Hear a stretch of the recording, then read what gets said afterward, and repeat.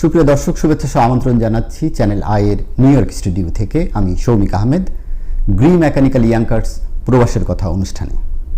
দর্শক, আপনারা জানেন গ্রি মেকানিক্যাল ইয়াংকার্স প্রবাসের কথা অনুষ্ঠানের মাধ্যমে আমরা যুক্তরাষ্ট্রের বাংলাদেশ কমিউনিটি এবং বাংলাদেশের সমসাময়িক নানা বিষয় নিয়ে আলোচনা করে থাকি। গত 17 ফেব্রুয়ারি বাংলাদেশে দায়িত্ব গ্রহণ করেন তারেক রহমান নেতৃত্বাধীন বিএনপির নতুন সরকার। আজ 17 জুলাই সেই সরকারের 5 মাস পূর্ণ হয়েছে। এই বিষয় নিয়ে আজকে আমরা কথা বলতে চাই। এই বিষয়ে আমাদের সঙ্গে আজকে সরকারের 5 মাসের মূল্যায়ন নিয়ে কথা বলার জন্য আমরা অতিথি হিসেবে পেয়েছি যুক্তরাষ্ট্র বিএনপির সিনিয়র নেতা এবং বিএনপির জাতীয় নির্বাহী কমিটির সদস্য জনাব গিয়াস আহমেদ। জনাব গিয়াস আহমেদ, আপনাকে স্বাগত জানাচ্ছি চ্যানেল আই-এর নিউ ইয়র্ক স্টুডিওতে। আপনাকেও ধন্যবাদ আমাকে আমন্ত্রণ জানাবার জন্য। 5 মাস পড়ল, যদিও 5 মাস খুবই অল্প সময় একটি সরকারকে মূল্যায়নের জন্য, যখন এরকম একটি সংগ্রামের মধ্য দিয়ে, একটি গণ অভ্যুত্থানের মধ্য দিয়ে একটি সরকার এসেছে। তো আপনি কিভাবে একজন দলীয় নেতা হিসাবে এই সরকারের 5 মাসকে মূল্যায়ন করতে চান? ধন্যবাদ। আসলে এই 5 মাস যদিও মূল্যায়ন সঠিকভাবে করা সম্ভব নয়, তারপরেও আপনি দেখেছেন যে এই 5 মাসে প্রথম দিনই যে আমাদের যে নেতা তারেক রহমান সাহেব লন্ডন থেকে যখন প্রথম যান বাংলাদেশে, আপনি দেখেছেন সেই লক্ষ জনতার মাঝে তিনি একটা কথা বলেছিলেন যে আই হ্যাভ এ প্ল্যান। তিনি কিন্তু 17 বছর ওখানে এই কিভাবে রাষ্ট্র পরিচালনা করবেন, কিভাবে এই দুর্নীতিমুক্ত সমাজ গড়ে তুলবেন, কিভাবে একটি কল্যাণমূলক রাষ্ট্র গড়ে তোলা যায়, সেটা নিয়ে কিন্তু চিন্তা ভাবনা করেছেন। কারণ তিনি জানেন যে এই ফ্যাসিবাদে একদিন পতন হবে, আর পতন হলে বিএনপি ছাড়া তো আর কোনো বাংলাদেশে জনপ্রিয় দল নেই, অতএব তাকে এক সময় দায়িত্ব নিতেই হবে। তো সেই প্রস্তুতি নিয়েই কিন্তু তিনি বাংলাদেশে গিয়েছেন।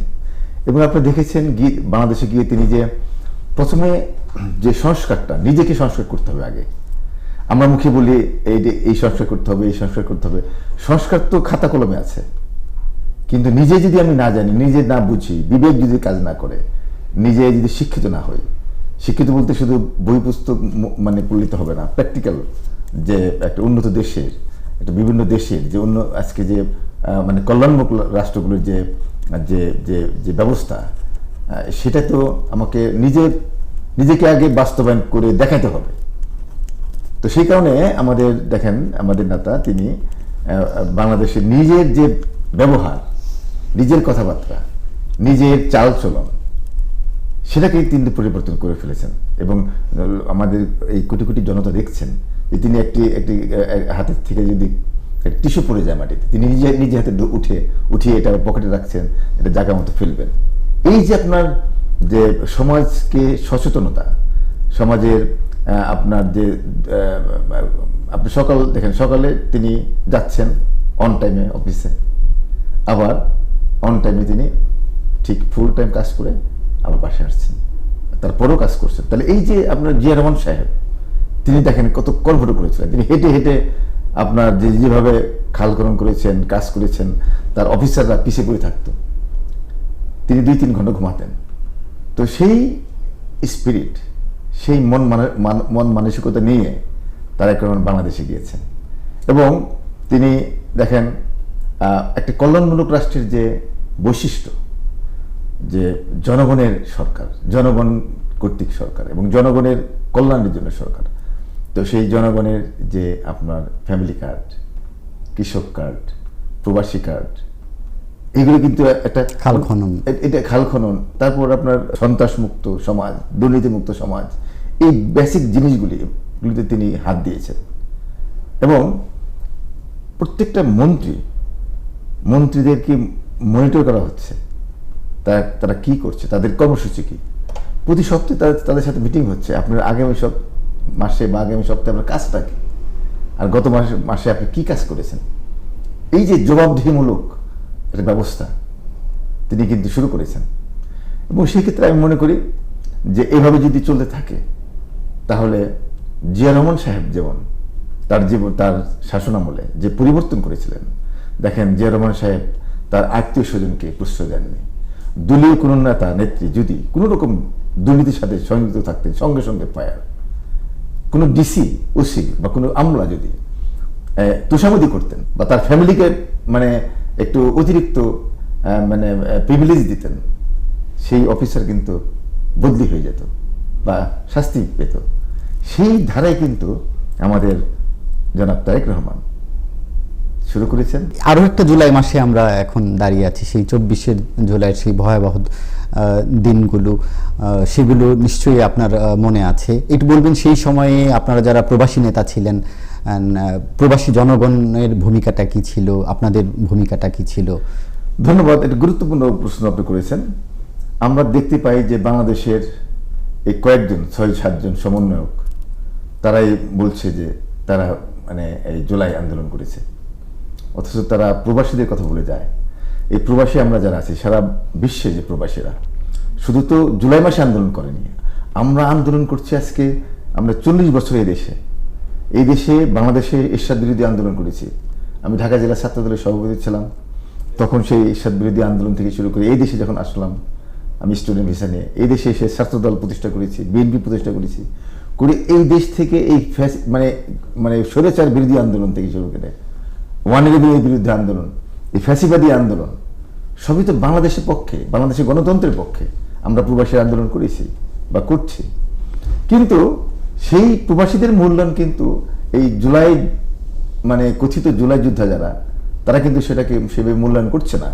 বিভিন্নভাবে যখন এই সরকার মানে একটি স্বৈরাচারী সরকার যখন হয়ে যায়, তখন কোনো গণতান্ত্রিক আন্দোলন বা ন্যায্য আন্দোলনকে তারা পাত্তা দিচ্ছে না, দেয় না।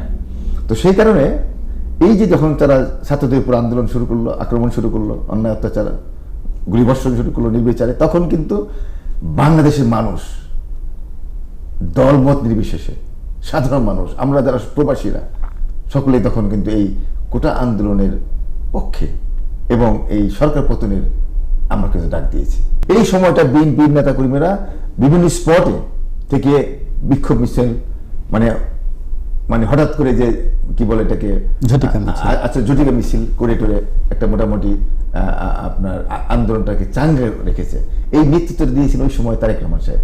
তো 5 মাসের সরকার হলো, একটা আন্দোলনের পরে সরকার হলো, আপনি কি মনে করেন যে সরকারকে আরো বেশি সহযোগিতা করতে পারতো এনসিপি কিংবা জামায়াতের মতো বিরোধী দলগুলো? তারা নির্বাচন না দিয়ে থাকবার চেষ্টা করেছে, কারণ তারা জানে নির্বাচন হলে বিএনপি ক্ষমতায় আসবে। আর বিএনপি তো যখন আওয়ামী লীগের সময়, শেখ হাসিনার ফ্যাসিবাদের সময় যদি সুষ্ঠু নির্বাচন হয়, তখন তো 250 সিট বিএনপি পায়। বিএনপি এই 200-র বেশি সিট পাবে বলেই তো শেখ হাসিনা দিনের ভোট রাতে করেছে, ডামি নির্বাচন করেছে। দেখেন ডামি নির্বাচনটা কখনো হয়, একটি দেশে যখন সাধারণ নির্বাচন হয় তখন দেখবেন একটি এলাকায় দলীয় প্রার্থীর বিপরীতে স্বতন্ত্র প্রার্থী দাঁড়ায়, অনেক স্বতন্ত্র প্রার্থী দাঁড়ায়, ছোট ছোট দলগুলি দাঁড়ায়। কিন্তু ওই ডামি নির্বাচনের সময় আওয়ামী লীগের ছাড়া কোনো স্বতন্ত্র প্রার্থী দাঁড়া নাই। কারণটা কি? তারুণ্যের অহংকার। তারেক রহমান লন্ডন থেকে বলেছিলেন জনগণের উদ্দেশ্যে যে আপনারা এই নির্বাচন বয়কট করুন, এই নির্বাচনে অংশগ্রহণ করবেন না, কারণ আমরা চাই একটি তত্ত্বাবধায়ক সরকারের অধীনে নির্বাচন, এই ফ্যাসিবাদী অধীনে নির্বাচন সুষ্ঠু হবে না। এবং জনগণ সেই কথাটা শুনেছে। জনগণ তারেক রহমানের এই আহ্বান শুনে এই নির্বাচনে কোনো অংশগ্রহণ করে নাই বলে বা কোনো প্রার্থিতা দেয় নাই বলে কিন্তু দামি নির্বাচন দিতে বাধ্য হয়েছে শেখ হাসিনা সরকার। বুঝতে হবে, কারণ তখনও সুষ্ঠু নির্বাচন হলে বিএনপি 200-250 সিট পাবে। এখনো এই যে আরেকটা জুলাই মাসে আমরা রয়েছি, আপনার জুলাইয়ের অবস্থান নিয়ে, বিএনপির অবস্থান নিয়ে বিরোধী দলগুলোর মধ্যে এক ধরনের ক্ষোভ রয়েছে যে জুলাইকে সঠিকভাবে মূল্যায়ন করা হচ্ছে না, এই ধরনের একটা বিষয় রয়েছে। এটা নিয়ে আপনাদের দলীয় অবস্থানটা কেমন? দেখেন, আওয়ামী লীগ যেমন 71-কে ব্যবহার করে গণহত্যা করেছে, গণতন্ত্র হত্যা করেছে, দুর্নীতি করেছে, ব্যাংক লুট করেছে, যত কুকর্ম এই 71-কে ব্যবহার করে, জুলাই মানে ওই স্বাধীনতা চেতনাকে ব্যবহার করে তারা করেছে, ঠিক একই কায়দায় এই জামাত এনসিপি এই জুলাইকে তারা নিজেদের দখলে নিতে চায়। যদি তারা জুলাইয়ের অংশীদারের না, তারা তারা তারা তো এই এনসিপি চায় না, আমি আগে বলেছি। এখন তারা দেখেন ইউনিট সরকারের এই 1.5 বছর এই এনসিপি, জামাত, অন্যান্য বিরোধী দল, বিএনপি, তারা কিন্তু 1.5 বছর তারা কিন্তু আপনার ঐক্যমত হয়ে ঐক্যমতের মিটিং করেছে, সংস্কার নিয়ে কথা বলেছে, কি কি সংস্কার করতে হবে তারা করেছে। সরকারের কোটি কোটি টাকা খরচ করেছে চা পানি খেয়ে, সময় নষ্ট করেছে দেখটি বছর। সেখানে আলোচনা হয়েছে যে অনেক যতগুলি যেগুলি সকলেই একমত সেগুলি আমরা ওকে ফাইন, সকলেই একমত, এগুলি পাস। আর যেগুলি নিয়ে ভিন্ন মত আছে, নোট অফ ডিসেন্ট যেগুলি আছে, ভিন্ন মত আছে যেগুলি, সেগুলি কিন্তু ভিন্ন মতে, জামাতও ভিন্ন মত প্রকাশ করেছে কিছু কিছু ক্ষেত্রে, আবার বিএনপিও ভিন্ন মত প্রকাশ করেছে, এবং সেগুলি সকলে সাইন করেছে যে ওকে ভিন্ন মত থাকতে পারে। নির্বাচনী ম্যানিফেস্টোর মধ্যে কিন্তু ওই ভিন্ন মত, বিএনপি কি চায় সেটা দিয়েছে, জামাত কি চায় সেটা দিয়েছে নির্বাচনী ইশতেহারে। এবং বিএনপি এবং জামাত এনসিপি বলেছে যে আমরা যে এই স্বাক্ষর করলাম, আমরা যে অনেকগুলি এই যে 1.5 বছর আমরা যে আলোচনা করলাম, এটাকে একটি লিগ্যাল ভিত্তি, আইনি ভিত্তি দেওয়ার জন্য গণভোট প্রয়োজন। দেখেন, সেটাই কিন্তু এই 1.5 বছরে যে আলোচনা হয়েছে, সেই আলোচনাটা গণভোটে পাস হয়েছে। আবার দেখেন 111-এর সময়, 111-এর সময় কিন্তু আমাদের দেশনেত্রী বলেছে না, আমরা গণতন্ত্র চাই, জনগণের সরকার চাই, এই 111 মানে অগণতান্ত্রিক সরকার আমরা চাই না। এই 111-এর সরকার সেই খালেদা দেশনেত্রী বেগম খালেদার কাছে গিয়েছে, আপনাকে আমরা ক্ষমতায় বসাবো, আপনি আমাদেরকে শুধু সেফ এক্সিট দিবেন। আমি স্টেট ডিপার্টমেন্টের কথা বলেছি, স্টেট ডিপার্টমেন্টও এই একই কথা বলেছে যে হ্যাঁ, নির্বাচন আমরা দেব যদি এই জেনারেলদেরকে সেফ এক্সিট দেওয়া হয়, ডাইরেক্ট বলেছে আমাকে। নিউ ইয়র্কের ইয়ঙ্কার্সে এইচভিএসি পণ্যের বাংলাদেশি প্রতিষ্ঠান মিডিয়া পাইকারি এই শোরুমে রয়েছে সর্বাধুনিক প্রযুক্তির হিটিং ও কুলিং সিস্টেমের পণ্য। আবাসিক ও বাণিজ্যিক ব্যবহারের এসব পণ্য স্থাপন ও মেরামত করে দেন দক্ষ ও অভিজ্ঞ কর্মীরা। জ্বালানি সাশ্রয়ে এসব পণ্যে রয়েছে পরিবার প্রতি $8,000 পর্যন্ত ছাড়। ইয়ঙ্কার্সে মিডিয়া শোরুমে আসুন, বাড়ি গরম ও শীতল করার অত্যাধুনিক প্রযুক্তি বেছে নিন। যোগাযোগ তোফায়েল চৌধুরী 9142229477। নিউ ইয়র্কের ইয়ঙ্কার্সে এইচভিএসি পণ্যের বাংলাদেশি প্রতিষ্ঠান মিডিয়া পাইকারি এই শোরুমে রয়েছে সর্বাধুনিক প্রযুক্তির হিটিং ও কুলিং সিস্টেমের পণ্য। আবাসিক ও বাণিজ্যিক ব্যবহারের এসব পণ্য স্থাপন ও মেরামত করে দেন দক্ষ ও অভিজ্ঞ কর্মীরা। জ্বালানি সাশ্রয়ে এসব পণ্যে রয়েছে পরিবার প্রতি $8,000 পর্যন্ত ছাড়। ইয়ঙ্কার্সে মিডিয়া শোরুমে আসুন, বাড়ি গরম ও শীতল করার অত্যাধুনিক প্রযুক্তি বেছে নিন। যোগাযোগ তোফায়েল চৌধুরী 9142229477। তাহলে এই শেখ হাসিনা সেই সেফ এক্সিটটা দিয়েছে, আমাদের নেত্রী কিন্তু দেয়নি। ক্ষমতা দরকার নাই, আমি চাই ভোটের অধিকার, জনগণের অধিকার বাস্তবায়ন করতে। তাহলে সবসময় কিন্তু বিএনপি জনগণের জন্য, 71-এর চেতনার জন্য এবং মানুষের ভোটের অধিকারের জন্য আন্দোলন করেছে। অতএব গণভোটের যে কথাটা বলা হয়েছে সেটা তো বিএনপি বাস্তবায়ন করছে, কারণ মানে নির্বাচনী ইশতেহারে যা আছে, গণভোটে যা আছে, এটা সংবিধানের বাইরে তারা কথা বলতে চায়। মানে এই জামাত, এনসিপি, বাংলাদেশের সংবিধান আছে, সংবিধান কিন্তু ওই বিপ্লবী সরকার গঠন করা হয় নাই যে বিপ্লবী সরকার সংবিধানবাদ, আমরা এখন যা বলবো সেটাই, তা তো না। এই সংবিধানের অধীনে আপনার প্রেসিডেন্টের কাছে এই এনসিপির নেতারা শপথ নিয়েছে, এবং এই সংবিধানকে এবং এই সরকারকে সুপ্রিম কোর্ট রেকটিফাই করেছে। ওরা বলে যে তাহলে নির্বাচন হওয়ার কথা ছিল মানে 29 সালে। আর এটা তো সংবিধান অনুযায়ী কিন্তু আবার নির্বাচন দিয়েছে। এই যে নির্বাচনটা হলো সংবিধান অনুযায়ী হয়েছে, সংবিধান অনুযায়ী সবকিছু চলছে, সংবিধানকে ব্রেক করে নাই কেউ, কারণ এটা তো বিপ্লবী সরকার না, আর একটা সংবিধান তো নাই, বুঝছেন না? তো সেক্ষেত্রে মনে করেন জামাত এবং এনসিপি যে কথাটা বললেন, তারা আসলে বিশৃঙ্খলা সৃষ্টি করে তারা মানে ক্ষমতায় যেতে চায়, কারণ তারা জানে সুষ্ঠু নির্বাচন হলে তারা ক্ষমতায় আসতে পারবে না। একটু বলবেন যে সারা বিশ্ব জুড়ে যে যুদ্ধ বিগ্রহ চলছে বাণিজ্যিক লাইনে, যেমন বাংলাদেশের জ্বালানি ক্ষেত্রে একটা বড় প্রভাব এই মধ্যপ্রাচ্যের যুদ্ধের রয়েছে। তো সামনের দিনগুলোতে ঘরের চ্যালেঞ্জ এবং এই যে বৈশ্বিক অর্থনীতির একটা চ্যালেঞ্জ, সব চ্যালেঞ্জ মোকাবেলা করার ক্ষেত্রে কি কি বিষয়গুলোতে আপনারা গুরুত্বপূর্ণ প্রশ্ন করেছেন। আমেরিকাতে আমরা থাকি, এই যুদ্ধে আপনি দেখেন $5 $6 কিন্তু আপনার এই পার গ্যালন আপনার গ্যাস, হ্যাঁ আপনারা দেখেছেন যে গ্যাসোলিন, এটা সরকার কিন্তু কোনো রকম সাবসিডি দেয় নাই। বাংলাদেশে এই সরকার, এই বিএনপি সরকার, যে যুদ্ধের আগে যে রেট ছিল গ্যাসের রেট তেলের রেট, অন্যান্য দ্রব্য, সেটাকে বজায় রাখতে গিয়ে ভর্তুকি দিয়েছে সরকার, জানেন, প্রায় $3.5 বিলিয়ন। সেজন্য আবার সরকার ঋণও হচ্ছে না, কিন্তু জনগণের জন্য তো করেছে, জনগণ তো তখন এটা অ্যাফোর্ড করতে পারছে না। তো এই যে মানে এটাকে সরকার তো আবার কাটিয়ে উঠতে হবে সরকারকে। তো এই যে জনগণকে যে $3.5 বিলিয়ন মানে সরকার মানে সাবসিডি দিচ্ছে, মানে লস দিয়ে হলে জনগণকে এটাকে যেন সহনীয় পর্যায়ে রাখছে, এবং এটা তো একটা বিশাল একটা ক্রেডিট এই সরকারের। বৈশ্বিক এই চ্যালেঞ্জগুলো তো সামনের দিনে মনে হচ্ছে না সহসা যুদ্ধ থামবে, সেক্ষেত্রে কি আরো চ্যালেঞ্জ বাড়বে কিনা সরকারের জন্য? অবশ্যই। আমার যে ইসলামিক যে এসকেটোলজি আমি যতটুকু জানি, যে বর্তমান সমসাময়িক যে ইসলামিক যে রাজনৈতিক যে অবস্থা, তাতে আমি দেখি এইভাবে, অনেক আমাদের সাথে আমি অনেক আলেমদেরও মানে বক্তব্য শুনি, ওহাবি সালাফি আলেম না, যেগুলি আপনার কওমি মাদ্রাসা আলেমও না, যেগুলি জামাতের আলেমও না, এগুলি ইসলামিক এসকেটোলজি নিয়ে এরা লেখাপড়া করে না। এরা শুধু আছে হলো আপনার ফতোয়াবাজ নিয়ে, হাত কোথায় রাখবেন, পা কোথায় রাখবেন, মোনাজাত করা যাবে না, মিলাদুন্নবী করা যাবে না, মানে উলিয়া উলিয়া নাই, মাজার ভাঙ্গ, এগুলি নিয়ে আছে।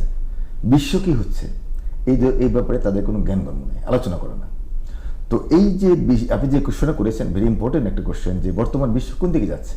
এই যুদ্ধ, আমি মনে করি এই যুদ্ধ থামবার নয়, এই যুদ্ধটাকে এসকেলেট করবে। এবং এই আমাদের কিন্তু ধর্মে আছে ইমাম মাহদী আলাইহিস সালাম আসবেন, ঈসা আলাইহিস সালাম আসবেন, দাজ্জাল আসবে।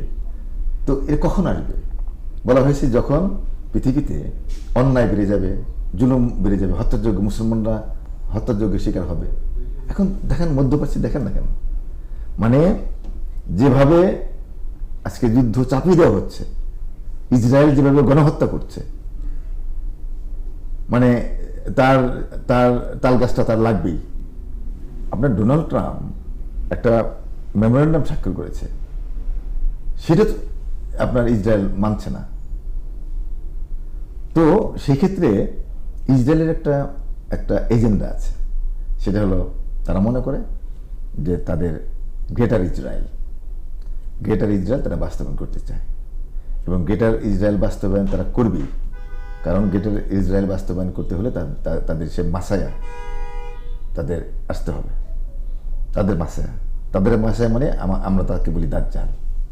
তাহলে আমাদের বিকল্প অর্থনৈতিক চিন্তা কি সরকারের? সেক্ষেত্রে আমি মনে করি যে এই যুদ্ধটা আস্তে আস্তে সেদিকে যাচ্ছে, এবং তৃতীয় বিশ্বযুদ্ধের দিকে যাচ্ছে, যাকে ইসলামের পরিভাষায় বলা হয় মালহামা, সেদিকে যাচ্ছে। তো এটা এই যে কোশ্চেনটা করেছেন, এটা অবশ্যই আমাদের চিন্তা ভাবনা করা উচিত যে যুদ্ধ যদি এসকেলেট করে তাহলে আমরা কিভাবে চলব, সেই মজুদ, সেই ব্যবস্থা, সেই কর্মসূচি সরকারের বা বিরোধী দলের বা জনগণের নেওয়া উচিত। একটু যুক্তরাষ্ট্রের দিকে ফিরতে চাই। আপনি যুক্তরাষ্ট্রের সিনিয়র বিএনপি নেতা। যুক্তরাষ্ট্র বিএনপির কমিটি অনেক বছর ধরেই নেই, তো সামনে সেপ্টেম্বরে জনাব তারেক রহমান নিশ্চয়ই জাতিসংঘ সাধারণ পরিষদে যোগ দিতে আসবেন, তার সংবর্ধনার বিষয় আছে, নানান বিষয় আছে। রাজনৈতিক যুক্তরাষ্ট্র বিএনপি রাজনীতিতে একটু চাঙা ভাব নিশ্চয়ই আছে। তো একটু যদি আমাদের একটু জানাতেন যে কি অবস্থা, ভেতরে কি চলছে? হ্যাঁ, যুক্তরাষ্ট্র বিএনপি তো আমার শরীরের মধ্যেই, যুক্তরাষ্ট্র বিএনপির জন্ম দিয়েছি। যুক্তরাষ্ট্রে এসে 1987 এসেছি। 88-এ প্রথম ছাত্রদল, জাতীয়তাবাদী ছাত্রদল গঠন করি। আমি এটার প্রতিষ্ঠাতা সভাপতি ছিলাম দীর্ঘদিন। তারপর ওই একই সময় 1988-এ বিএনপি করি, বিএনপিরও প্রতিষ্ঠাতা একজন আমি সদস্য। তো এই বিএনপি তো আমার মনে প্রাণে, আমার শরীরে গন্ধে মিশে আছে। সেই বিএনপি, যুক্তরাষ্ট্র বিএনপি দীর্ঘদিন যাবৎ কিন্তু নেই। স্টেট কমিটিগুলি আছে। আমাদের সময়, আমি যখন একসময় সাংগঠনিক সম্পাদক ছিলাম যুক্তরাষ্ট্র বিএনপির, আমি তো সিনিয়র ভাইস প্রেসিডেন্ট ছিলাম, অ্যাক্টিং প্রেসিডেন্ট ছিলাম, তখনও কিন্তু আমাদের বিভিন্ন স্টেটের কমিটিগুলি ছিল। তো এখনও আরও জনসংখ্যা বেড়েছে, অন্যান্য স্টেটগুলি আরও আগের চেয়ে আরও কয়েকটা স্টেট আমরা করেছি। তো এই স্টেটগুলির মানে সম্মেলনের মাধ্যমে যুক্তরাষ্ট্র কমিটি হতে পারে। কারণ আমরা 2 বছর আগে লন্ডনে গিয়েছিলাম, আমাদের তৎকালীন ভারপ্রাপ্ত চেয়ারপারসন জনাব তারেক রহমানের সাথে আমাদের সাক্ষাৎ হয়েছে। তখন তিনি বলেছিলেন যে যুক্তরাষ্ট্র বিএনপি দিবেন, এবং তিনি এটা চিন্তাভাবনা করছেন, সময় মতো তিনি দিবেন। তার বিবেচনায় কাউকে পাঠিয়ে একটি কমিটি করতে পারেন, তো কমিটি হবে ইনশাল্লাহ। কমিটি না থাকলেও কিন্তু আমাদের কাজ বন্ধ থাকে না, সে তো আমাদের কাজ চলছে। আমাদের সকলেই আমরা যখন কখন পজিশন ছিল না, আমরা কিন্তু একসাথে কাজ করেছি, ফ্যাসিবাদী বিরুদ্ধে আন্দোলনে কাজ করেছি, 111-এর বিরুদ্ধে আন্দোলন করেছি। অর্থাৎ বাংলাদেশের গণতন্ত্রে যুক্তরাষ্ট্র বিএনপির ভূমিকা খুবই গুরুত্বপূর্ণ এবং অপরিসীম। এটা বলবেন যে প্রথমবারের মতো প্রধানমন্ত্রী হিসেবে তারেক রহমান যুক্তরাষ্ট্রে আসছেন এবং আরো স্পেসিফিক্যালি নিউ ইয়র্কে আসছেন, তো সে নিয়ে আপনাদের কোনো প্রিপারেশন আছে কিনা? খুব বেশি দিন নেই, একটা আমাদের প্রিপারেশন তো অবশ্যই আছে। আমরা সেই 91 থেকে তৎকালীন প্রধানমন্ত্রী দেশনেত্রী বেগম খালেদা জিয়া অনেকবার এসেছেন জাতিসংঘের অধিবেশনে, আমরা নাগরিক সম্বোধনা দিয়েছি। তো এবার আমাদের তারুণ্যের অহংকার, অনেকদিন পর যে প্রধানমন্ত্রী, আমরা তাকে প্রধানমন্ত্রী দেখতে চেয়েছিলাম, তিনি আসছেন, এটা তো একটা বিশাল আমাদের আনন্দের ব্যাপার। তাকে নিয়ে অবশ্যই আমরা যুক্তরাষ্ট্র বিএনপি এবং জনগণ সকলকে নিয়ে আমরা একটা গণসম্বর্ধনা দেওয়ার আমাদের ইচ্ছা আছে। যদি তিনি নেন অবশ্যই নেবেন, কারণ তিনি যেহেতু জনগণের সরকার, গণতান্ত্রিক সরকারের প্রধানমন্ত্রী। আর একটা হলো যে আমাদের এখানে একটা চেম্বার আছে, যেহেতু এই সরকার মানে America Bangladesh chamber of commerce আছে, যেহেতু এই সরকার প্রবাসীদেরকে বিনিয়োগ করবার জন্য বাংলাদেশমুখী করবার ডাকছেন, বাংলাদেশমুখী করবার জন্য আহ্বান জানাচ্ছেন, বিদেশিদেরকে আপনার বিনিয়োগ করবার জন্য বাংলাদেশে আহ্বান জানাচ্ছেন, সেই জন্য ইনসেন্টিভ দিচ্ছেন যে 1.5% কমিশন দেবে যদি আমি বা যে কেউ কোনো প্রবাসী বাংলাদেশিরা ইনভেস্টরকে নিয়ে আমরা যাই, যে কেউ যদি কেউ এবং বিদেশি যদি যায় বাংলাদেশে ইনভেস্টর নিয়ে, তাহলে সেই যে নিয়ে যাবে, উদ্যোগ গ্রহণ করবে, তাকে 1.5% কমিশন দেবে। এটা বিশাল একটা ইনসেন্টিভ। তো সেই ক্ষেত্রে তাছাড়া প্রবাসীদের বিনিয়োগ ছাড়া 2 কোটি প্রবাসী বহির্বিশ্বে আছে, এবং 2 কোটি প্রবাসী এই বিদেশে এসে তারা কিন্তু কর্মঠ, অনেক আধুনিক আপনার অনেক টেকনোলজির সাথে সম্পৃক্ত, তারা বাংলাদেশে গিয়েও ইনভেস্ট করতে পারে। এবং আশা করি যে এখানে যারা ব্যবসায়ী আছেন তাদের নিয়ে একটা আমরা বসবো, আর গণসম্বর্ধনা তো ইনশাল্লাহ হবেই। ধন্যবাদ জনাব গিয়াস আহমেদ আমাদের সময় দেওয়ার জন্য। আপনাকে ধন্যবাদ কিছু বলবার সুযোগ করে দেওয়ার জন্য। ধন্যবাদ জনাব গিয়াস আহমেদ আমাদের সময় দেওয়ার জন্য। আপনাকেও ধন্যবাদ আমাকে কিছু বলবার সুযোগ করে দেওয়ার জন্য। সুপ্রিয় দর্শক, চ্যানেল আই স্টুডিও থেকে আজকে এই পর্যন্তই। আগামী দিনে আবার কোনো অতিথির সঙ্গে আপনাদের সঙ্গে দেখা হবে। সে পর্যন্ত ভালো থাকবেন সবাই।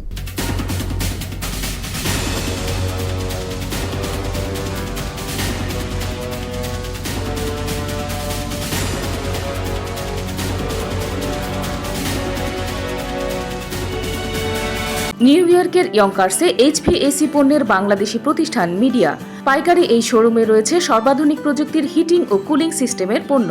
আবাসিক ও বাণিজ্যিক ব্যবহারের এসব পণ্য স্থাপন ও মেরামত করে দেন দক্ষ ও অভিজ্ঞ কর্মীরা। জ্বালানি সাশ্রয়ে এসব পণ্যে রয়েছে পরিবার প্রতি $8,000 পর্যন্ত ছাড়। ইয়ঙ্কার্সে মিডিয়া শোরুমে আসুন, বাড়ি গরম ও শীতল করার অত্যাধুনিক প্রযুক্তি বেছে নিন। যোগাযোগ তোফায়েল চৌধুরী 9142229477। নিউ ইয়র্কের ইয়ঙ্কার্সে এইচভিএসি পণ্যের বাংলাদেশি প্রতিষ্ঠান মিডিয়া পাইকারি এই শোরুমে রয়েছে সর্বাধুনিক প্রযুক্তির হিটিং ও কুলিং সিস্টেমের পণ্য। আবাসিক ও বাণিজ্যিক ব্যবহারের এসব পণ্য স্থাপন ও মেরামত করে দেন দক্ষ ও অভিজ্ঞ কর্মীরা। জ্বালানি সাশ্রয়ে এসব পণ্যে রয়েছে পরিবার প্রতি $8,000 পর্যন্ত ছাড়। ইয়ঙ্কার্সে মিডিয়া শোরুমে আসুন, বাড়ি গরম ও শীতল করার অত্যাধুনিক প্রযুক্তি বেছে নিন। যোগাযোগ তোফায়েল চৌধুরী 9142229477।